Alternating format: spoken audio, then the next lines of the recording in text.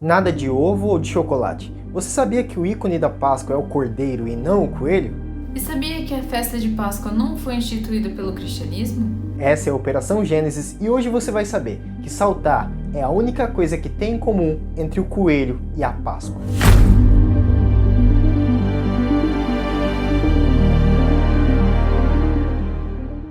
Olá, eu sou Jefté. E eu sou Miriam. E embora a Páscoa seja conhecida como uma das mais tradicionais festas cristãs, ela é originalmente judaica. A Páscoa judaica é uma tradição comemorada pelos judeus há milhares de anos. Segundo o Êxodo capítulo 12, ela foi comemorada pela primeira vez antes da última praga, a morte dos primogênitos, ser mandada ao Egito. Mas você pode se perguntar, de onde saiu essa palavra Páscoa? A Páscoa vem do hebraico, Pesach ou Pesar. Pesar significa Páscoa, animal de Páscoa ou o próprio sacrifício da Páscoa. Este é o nome técnico hebraico para designar a festa, e este por sua vez deriva de Pazar, que pode significar saltar, pular, poupar, passar por cima ou até mesmo hesitar. A primeira vez que encontramos esse verbo é justamente em Êxodo capítulo 12, versículo 13, quando a Páscoa é citada pela primeira vez. A Páscoa era celebrada no 14º dia do mês de Nissan, isso é, entre março e abril. O cordeiro era tomado ao 10º dia e seria sacrificado na tarde do 14º dia. Cada família deveria ter o seu cordeiro, e caso a família fosse pequena, deveria se reunir com uma família vizinha. E na tarde do 14º dia, o cordeiro deveria ser sacrificado, e ele deveria ser comido assado no fogo. Sua cabeça, seus pés e sua gordura. Nada deveria sobrar do cordeiro. Por isso Deus mandou as famílias vizinhas se reunirem caso uma família seja pequena. E o que sobrasse deveria ser queimado no fogo. Quando o cordeiro era sacrificado, dele era extraído o sangue para passar os umbrais e as vergas das portas, pois este era o sinal que marcaria as casas que a morte não poderia passar. Então, quando a morte passasse pela terra do Egito e visse a marca do sangue do cordeiro nos umbrais e vergas da porta, ela fazia o pazar, ou seja, ela passava por cima, ela saltava a casa. A partir deste dia, o povo hebreu passou a comemorar a festa anualmente. No Novo Testamento, a Páscoa era a grande festa da primavera, que marcava o fim do inverno e a chegada da nova estação. Antes do dia 14, os sepulcros eram caiados, as estradas eram consertadas, todos os utensílios da casa eram completamente limpos ou comprados novos. As casas ficavam preparadas para receber visitantes, pois era esperado que as famílias recebessem hóspedes. No 14º dia, cordeiros e bodes eram comprados para o sacrifício, para cada 10 ou 12 pessoas. As pessoas usavam suas melhores roupas e se arrumavam como se estivessem indo viajar. Elas lembravam assim o momento do êxodo, quando eles teriam que partir logo após a Páscoa. Na Páscoa era costume de Pilatos soltar um prisioneiro, como vemos escrito em Mateus 27:15, Marcos 15:6 e João 18:39. Pilatos pergunta ao povo: "Quereis, pois, que vos solte o rei dos judeus?" A multidão então clamou: "Este não, mas Barrabás." Barrabás era um salteador. Depois disso, Pilatos levou Jesus para ser açoitado e, depois de envergonhá-lo injustamente, saiu com ele para fora e disse não achar nele crime algum. Mas quando os principais sacerdotes e os servos o viram, disseram: "Crucifica-o! Crucifica-o!" Pilatos se sente pressionado pelas autoridades judaicas até que então leva Cristo à morte terrível da crucificação. No processo da crucificação, a pessoa era amarrada ou pregada no madeiro, sendo torturada muitas vezes, ou ficava lentamente esperando sua morte chegar. Essa condenação foi utilizada entre os séculos 6 a.C. até o século 4 depois de Cristo. O propósito da cruz era eliminar os inimigos de Roma utilizando-se do método de tortura. Ela era utilizada para castigar escravos e pessoas que causavam agitação. E seria usada para condenar injustamente o homem chamado Jesus de Nazaré.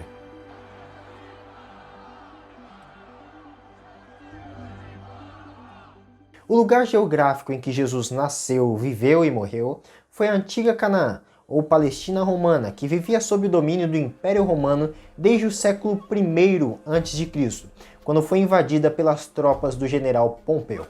Jesus nasceu no reinado de César Augusto, o primeiro imperador de Roma e o fundador do Império Romano. A partir do ano 14 d.C., Tibério César reinava em Roma e seria o imperador romano dos tempos do ministério de Jesus. É dele o rosto na efígie que Jesus pergunta aos seus discípulos e aos herodianos: de quem é esta efígie e esta inscrição? E eles responderam: de César. Então ele lhes disse: dai, pois, a César o que é de César e a Deus o que é de Deus. Isto era quando o Império Romano oprimia a população por meio de inúmeras imposições e duros impostos, utilizando meios como a violência. No mesmo capítulo 22, alguns saduceus chegariam a Jesus para o questionar. Eles lhe perguntariam sobre o casamento após a ressurreição dos mortos, algo que a crença dos saduceus não acreditava. Mas adiante nós vemos, quando os saduceus se calam à resposta de Jesus, os fariseus se levantam a questionar sobre qual é o maior mandamento. Grupos como os herodianos, os saduceus e os fariseus são mencionados de uma vez no mesmo capítulo. Mas, ao lermos os evangelhos, percebemos que eles estão no cotidiano do ministério de Jesus. Mas quem eram eles? Os saduceus eram uma elite religiosa de sacerdotes. Eles consideravam apenas os 5 primeiros livros da Bíblia, o Pentateuco, os restantes dos profetas, eles não consideravam. Eles não criam em espírito e nem em ressurreição. Eles justamente são repreendidos por Jesus por não crerem na ressurreição. Eles tinham uma grande influência na política. Os fariseus eram zelosos quanto à lei. Eles criam em ressurreição de mortos, eles criam também no mundo espiritual, porém este grupo foi o pior adversário de Jesus. Jesus repreendeu eles veementemente quanto à sua hipocrisia. É o que vemos principalmente no capítulo 23 de Mateus. Os herodianos eram partidários da dinastia de Herodes. Eles ficavam atentos a qualquer grupo messiânico que se opusesse ao poder de Herodes. E além desses haviam grupos como os zelotes, que eram conservadores quanto à doutrina, porém incitavam o povo da Judéia a se rebelar contra o Império Romano. Os essênios eram um grupo que procurava dedicar-se inteiramente a Deus. Eles eram rigorosos quanto às práticas de pureza, e para eles a santidade de vida era mais importante do que os holocaustos. Já os samaritanos faziam parte do Reino do Norte, cuja capital era Samaria. Eles observavam a lei de Moisés, porém desprezavam o restante do Antigo Testamento. Eles eram considerados desprezíveis pelos judeus por terem se misturado com outros povos.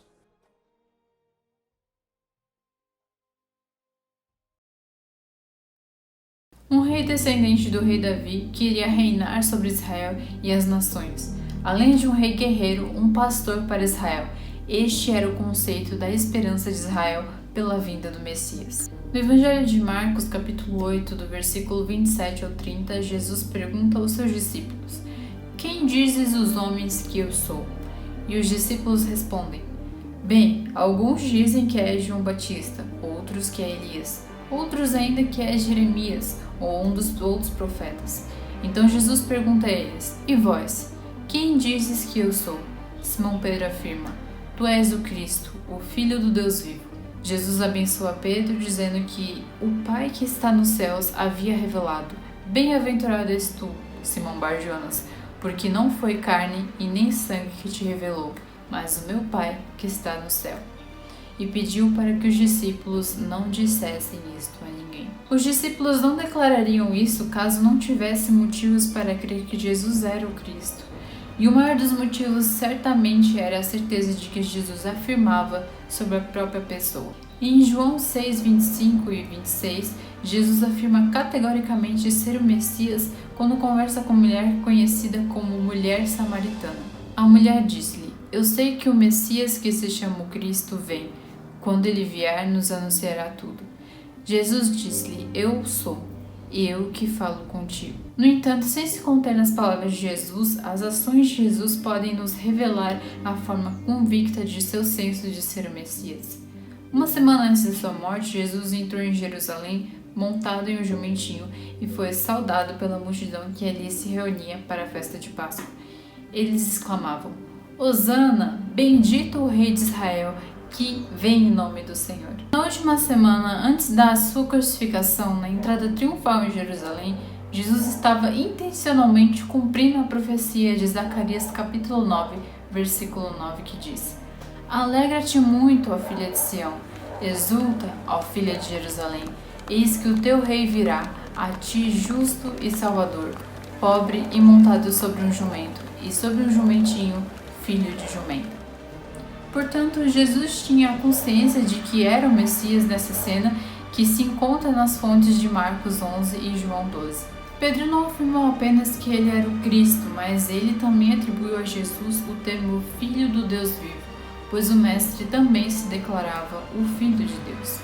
Ele diz: "Tudo por meu Pai foi entregue, e ninguém conhece quem é o Filho senão o Pai, nem quem é o Pai senão o Filho, e aquele a quem o Filho quiser revelar." Contra as críticas de quem admite que Jesus declarava ser o Messias, temos bons motivos para considerar esse dito de Jesus como autêntico. Ele está em 2 evangelhos, Mateus e Lucas, o que sugere que veio de uma fonte em comum. E, aliás, é improvável que os primeiros cristãos tenham inventado essas palavras, pois elas dizem que o Filho não pode ser conhecido. Ninguém conhece o Filho senão o Pai, o que poderia eliminar a hipótese de até mesmo os discípulos de conhecê-lo.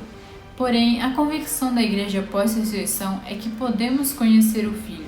Logo, é altamente improvável que as igrejas tenham inventado esse dito.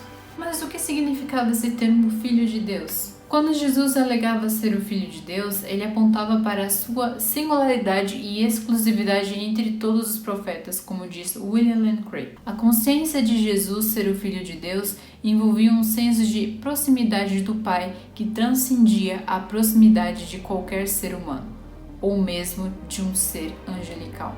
Nós vemos no Antigo Testamento homens justos e até mesmo anjos são chamados de filhos de Deus, mas Jesus utilizava a expressão Filho de Deus para descrever como alguém que tinha autoridade exclusiva revelar o Pai à humanidade. Embora esses títulos são frequentemente utilizados, Jesus tinha uma forma favorita de descrever a si mesmo, frequentemente encontrada nos Evangelhos: o Filho do Homem. Quando Jesus usa essa expressão com o artigo definido o, ele se referia à passagem de Daniel, capítulo 7, do versículo 13 ao 14, que diz: "Eu estava olhando nas minhas visões da noite, e eis que vinha nas nuvens do céu um como o Filho do Homem, e dirigiu-se ao ancião de dias, e o fizeram chegar até ele. E foi-lhe dado o domínio, e a honra, e o reino, para que todos os povos, nações e línguas o servissem.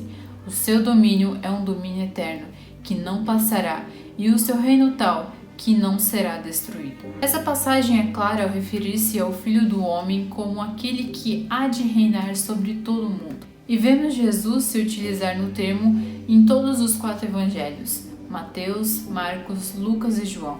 No entanto, encontramos somente uma vez fora dos evangelhos no restante do Novo Testamento. Isto mostra que esse título não foi inventado no seio do cristianismo posterior, mas era uma afirmação incontestável de Jesus. As alegações de Jesus a respeito de si não pararam por aí. Ele não somente afirmou ser o Filho de Deus, mas, conforme vemos em João 10,30, afirmou ser uma unidade com o próprio Deus. "Eu e o Pai somos um", Jesus disse. Isso causou revolta entre os judeus, pois eles acreditavam que Jesus estava blasfemando em dizer isso. Eles entenderam que Jesus havia dito como uma afirmação em ser Deus. Nos versículos seguintes, Jesus nos corrige dizendo que não afirmei ser Deus, e isso indica que Jesus realmente estava atribuindo a si mesmo a divindade. Durante seu ministério, Jesus fez declarações ainda mais veementes. Em verdade vos digo, que antes que Abraão existisse, eu sou." Mais uma vez em que os judeus os quiseram matar por ter atribuído a si um atributo divino, pois Jesus faz uma aplicação direta do nome de Deus no Velho Testamento, descrevendo a sua identidade como eu sou. E no julgamento de Jesus vemos todas essas declarações unidas em uma só passagem, quando o sumo sacerdote exigiu dele uma resposta: "Tu és o Cristo, o Filho do Deus bendito." Essas as acusações que levavam Jesus ao julgamento, suas alegações messiânicas. E ele respondeu: "Eu sou, e vereis o Filho do Homem assentado à direita do poder de Deus e vindo sobre as nuvens do céu." As afirmações enfáticas de Jesus levaram os homens e mulheres a crer na sua autoridade e messianidade e também culminarem no seu julgamento e crucificação.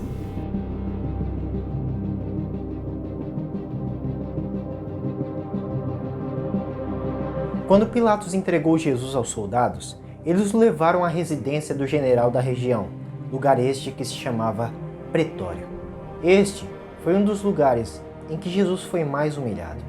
Eles tiraram as suas vestes e colocaram sobre o seu corpo um manto vermelho.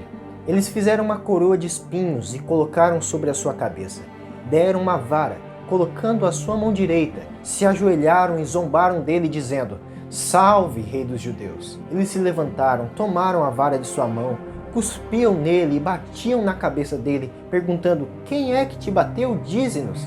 E por fim, arrancaram o manto de suas costas, que estava ferido pelas chicotadas que tinham levado, e o levaram à crucificação.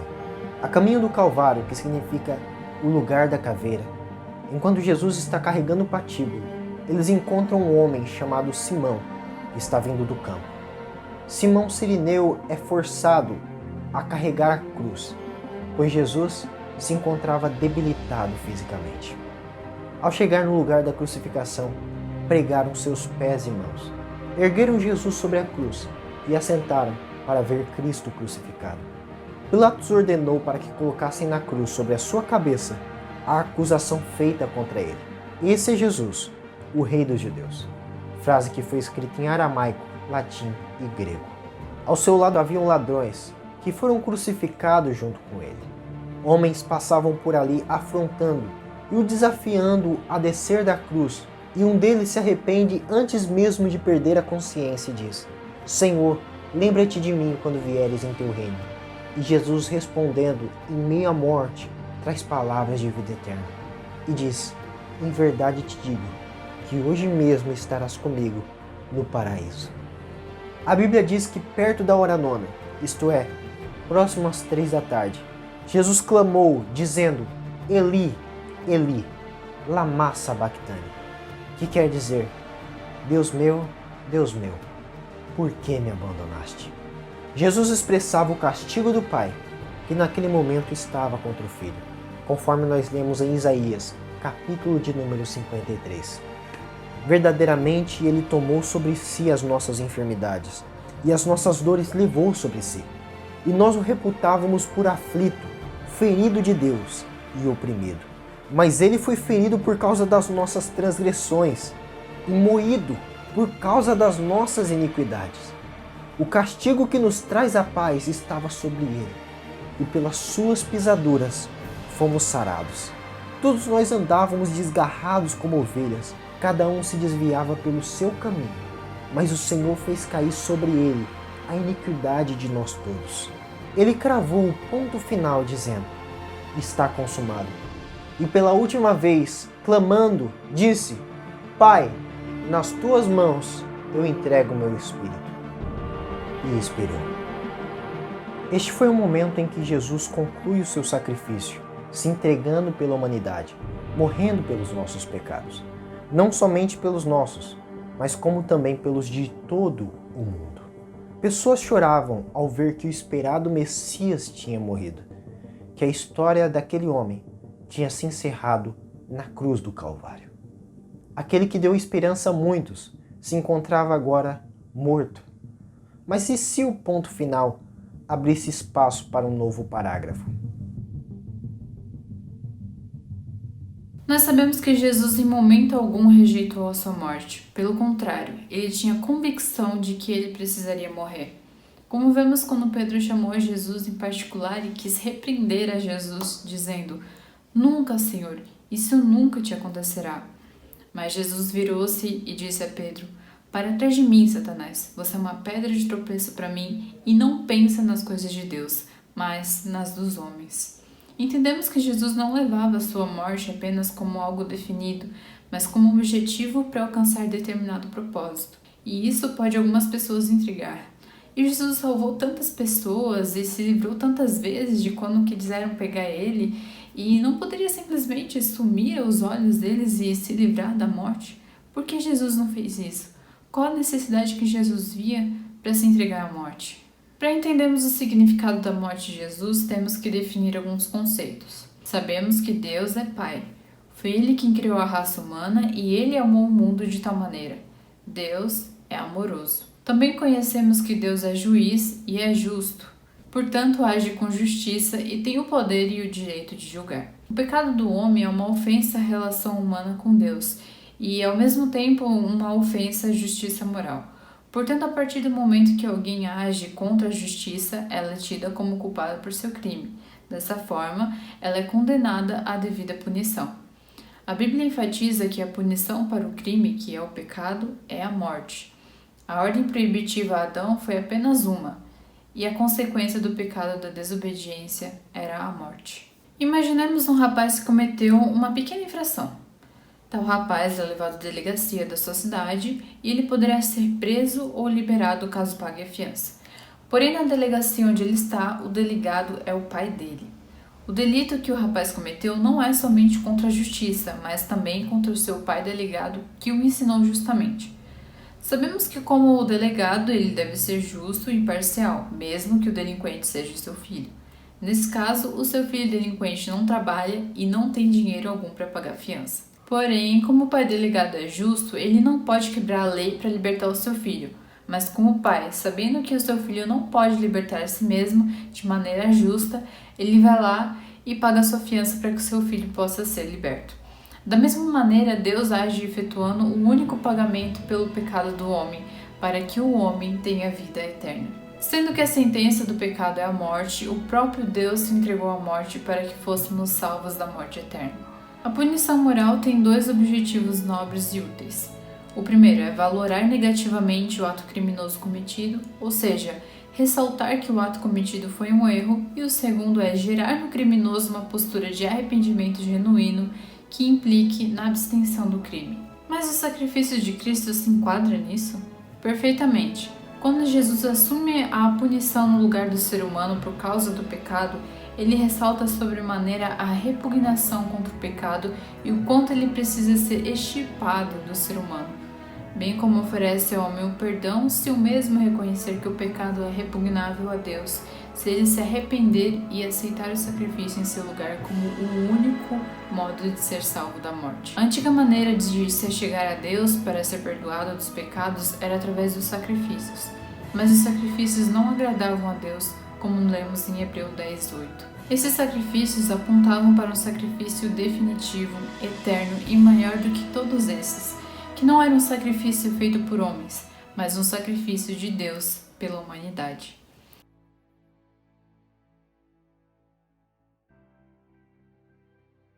Talvez algo que é bem raro de se falar é a respeito do sepultamento de Jesus. Algumas informações você já deve saber.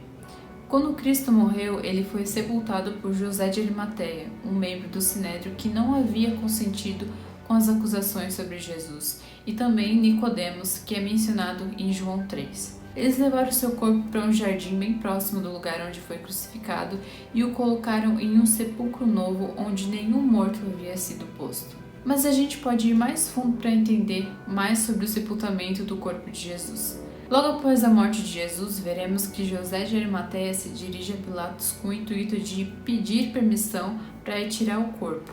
Mas um fato interessante é que Pilatos se surpreendeu que Jesus já havia morrido, e então ele chamou o centurião para se certificar se era verdade, pois deveria ter certeza de que eles não tirariam o corpo vivo da cruz.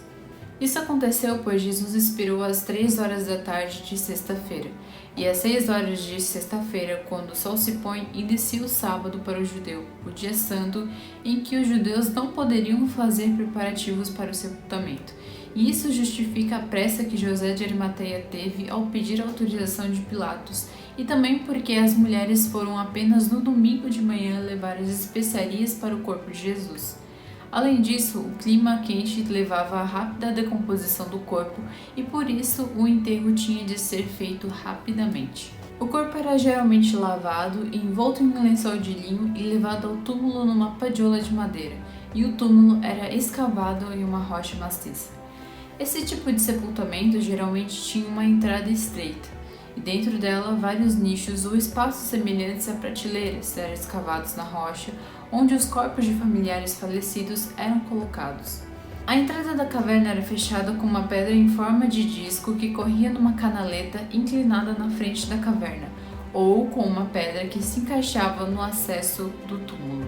De qualquer maneira, era extremamente difícil remover a pedra depois de ser colocada. Havia também uma refeição feita fúnebre depois do enterro para concluir o período de luto, durando uma semana ou mais. A Bíblia diz que Nicodemos e José de Arimateia levaram quase 100 arráteis de um composto de mirra e óleos, ou seja, uns 32 quilos dessas especiarias. O envolveram em um lençol com as especiarias na preparação do sepulcro, e naquele momento Maria Madalena e Maria, mãe de Tiago, acompanhavam do lado de fora do sepulcro. Então os sacerdotes e os fariseus pediram para Pilatos para que guardassem o túmulo, para que não deixasse o seu corpo lá e os seus discípulos o furtassem, alegando que teria sido ressuscitado. Eles teriam se lembrado do que Jesus havia dito. Eles o condenarão à morte e o entregarão aos gentios, que zombarão dele, cuspirão nele e o açoitarão e o matarão. E 3 dias depois ele ressuscitará. Então mandou guardas para que vigiasse o sepulcro. Estes selaram uma pedra com o selo romano e guardaram o sepulcro, eliminando assim a possibilidade de que os discípulos de Jesus pudessem ir contra a guarda armada romana, removessem a pedra e roubassem o corpo de Jesus.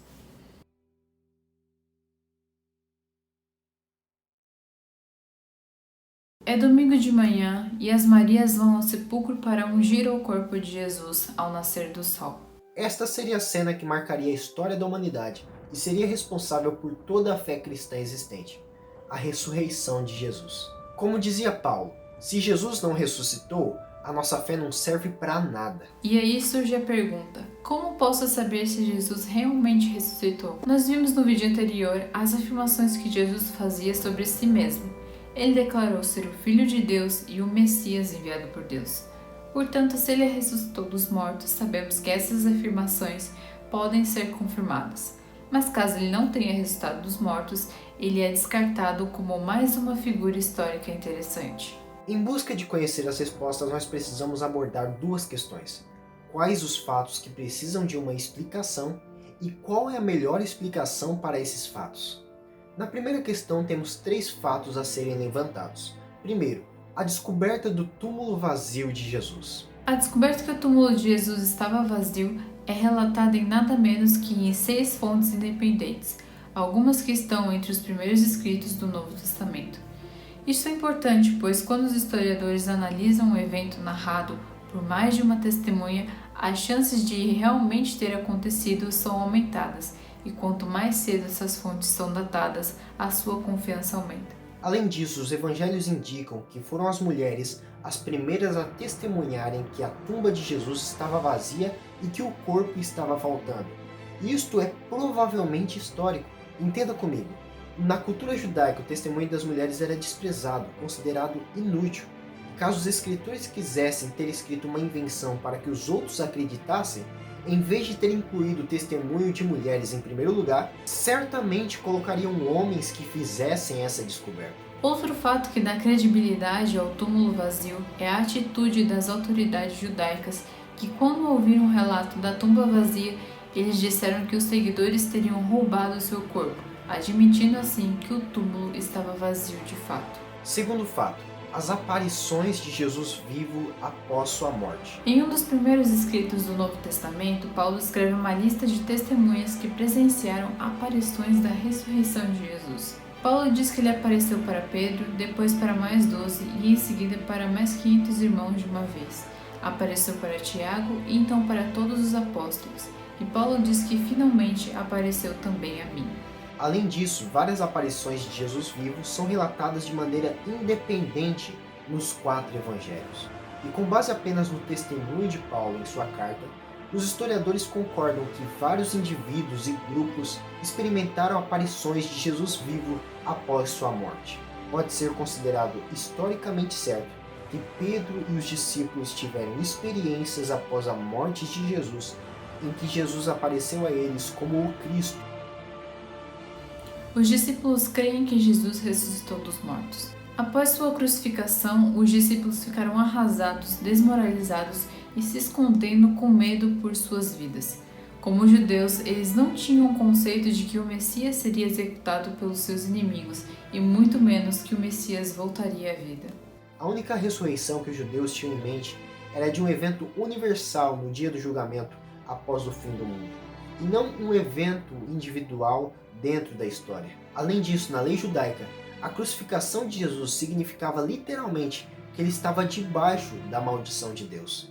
E mesmo assim, os discípulos vieram sinceramente a crer que Deus ressuscitou Jesus dentre os mortos. E eles estavam tão completamente convictos que, quando foram ameaçados de morte, não negaram a sua crença na ressurreição de Jesus. Paulo, que era fariseu e perseguidor dos cristãos, de repente passa a ser cristão e perseguido. O irmão mais novo de Jesus, Tiago, que não cria em Jesus, passa de repente a crer nele. Algum tipo de experiência transformadora poderosa é necessária para gerar o tipo de movimento que foi o cristianismo primitivo. É por isso que, como historiador, não posso explicar o surgimento do cristianismo primitivo, a menos que Jesus ressuscitou, deixando um túmulo vazio atrás de si. Portanto, o túmulo vazio, as aparições de Jesus vivo após a sua morte e um grupo de seguidores abatidos, de repente transformados por uma nova crença radical em um Messias ressuscitado, estes são estabelecidos de forma independente como fatos históricos. A explicação dada pelas testemunhas oculares desses eventos é que Deus ressuscitou Jesus dos mortos. Deus ressuscitou a este Jesus, do que todos nós somos testemunhas.